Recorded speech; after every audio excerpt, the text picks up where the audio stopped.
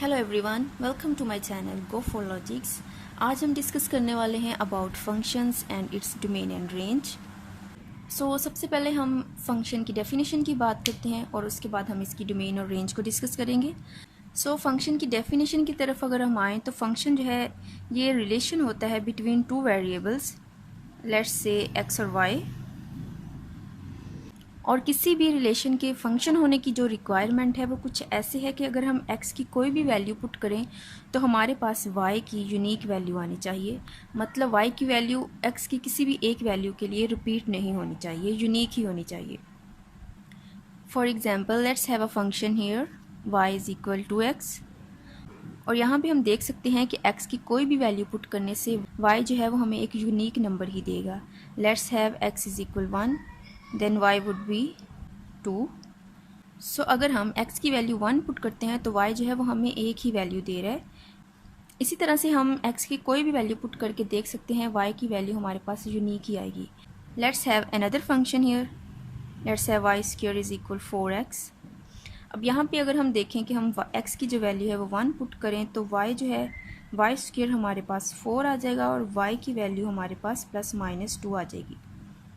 यहाँ पे हम देख सकते हैं कि x की वैल्यू 1 पुट करने से y जो है हमारे पास यूनिक नहीं है, y जो है वो 2 वैल्यूज़ दे रहा है हमें। It's not a function here. यहाँ पे हम फंक्शन की डेफिनेशन को देख सकते हैं that function is a relation between two variables in which for each value of x there should be unique value of y। ये तो होगी फंक्शन की डेफिनेशन। और यहाँ पे एक बात माइंड में रखिएगा, हम इस इक्वेशन में देख सकते हैं यहाँ पे x जो है ये हमारे पास इंडिपेंडेंट वेरिएबल है और y जो है ये डिपेंडेंट वेरिएबल है।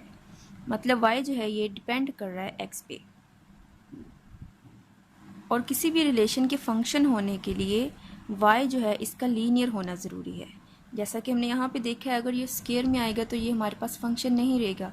और ऐसे ही अगर हम y जो है वो क्यूब में लें या किसी भी पावर में जो 1 से ज़्यादा हो तो ये हमारे पास फंक्शन की रिक्वायरमेंट को पूरा नहीं करेगा। फंक्शन में हम देख सकते हैं कि एक जो वेरिएबल है वो दूसरे वेरिएबल पे डिपेंड कर रहा है। Let's have a square here, और हम इसकी एक साइड को जो है वो x का नेम अगर दें तो हमारे पास इसका जो एरिया का फार्मूला आएगा वो कुछ यूँ होगा कि a is equal x square.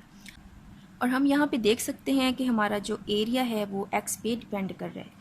यहाँ पे x क्या है, इंडिपेंडेंट वेरिएबल है, और जो एरिया है वो डिपेंडेंट वेरिएबल है। Here area is a function of x।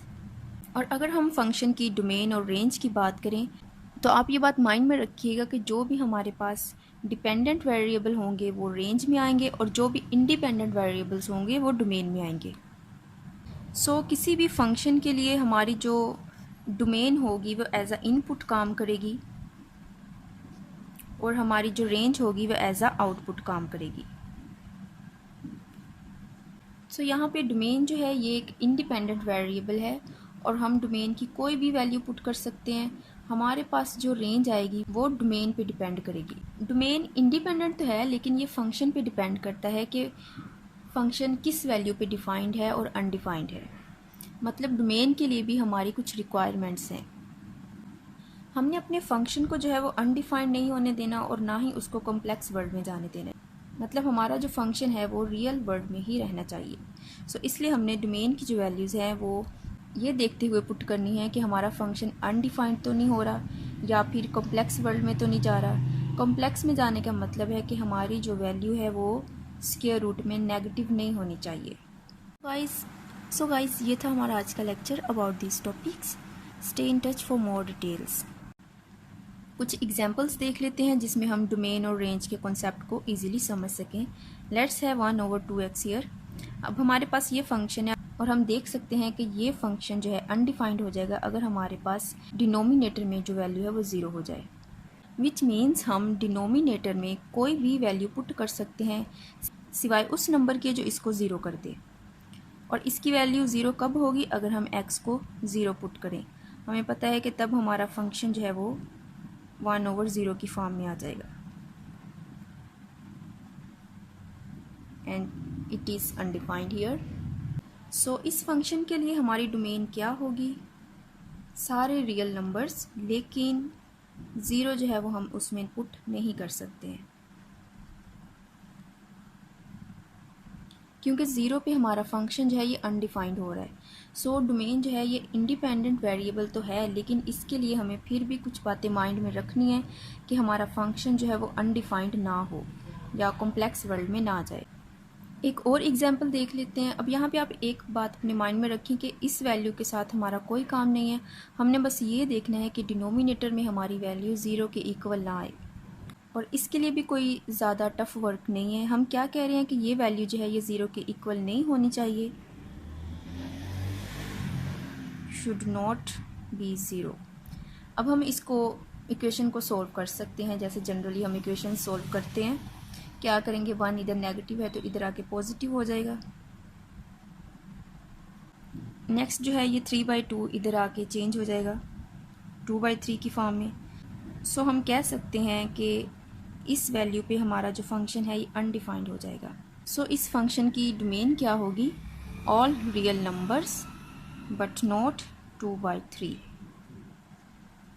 सो इस टाइप का कोई भी क्वेश्चन जिसमें आपने फाइंड करनी हो डोमेन, हम क्या करेंगे, सिर्फ डिनोमिनेटर को देखेंगे कि उसकी वैल्यू ज़ीरो नहीं होनी चाहिए।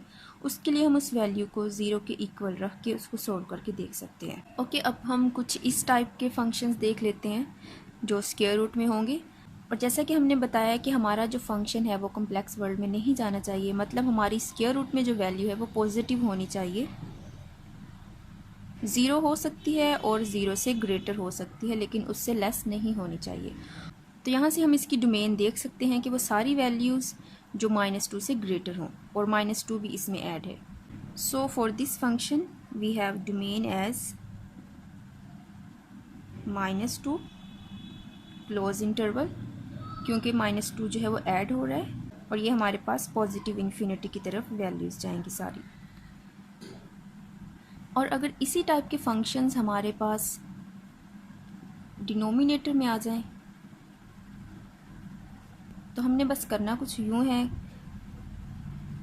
कि हमारी जो वैल्यू हमने बोली थी ज़ीरो से ग्रेटर होनी चाहिए, यहाँ पे ज़ीरो भी हो सकती है लेकिन यहाँ पे ज़ीरो नहीं हो सकती क्योंकि ज़ीरो पे भी हमारा फंक्शन अनडिफाइंड हो जाएगा। सो यहाँ पे x की वो सारी वैल्यूज़ आ जाएंगी जो -2 से ग्रेटर होंगी। -2 हम यहाँ पे पुट नहीं कर सकते हैं क्योंकि हमारा फंक्शन अनडिफाइंड हो रहा है। यहाँ पे हम कर सकते हैं वो सारी वैल्यूज़ जिससे हमारा फंक्शन नेगेटिव स्क्वायर रूट में चला जाएगा, वो वैल्यूज़ भी हम पुट नहीं कर सकते यहाँ पे।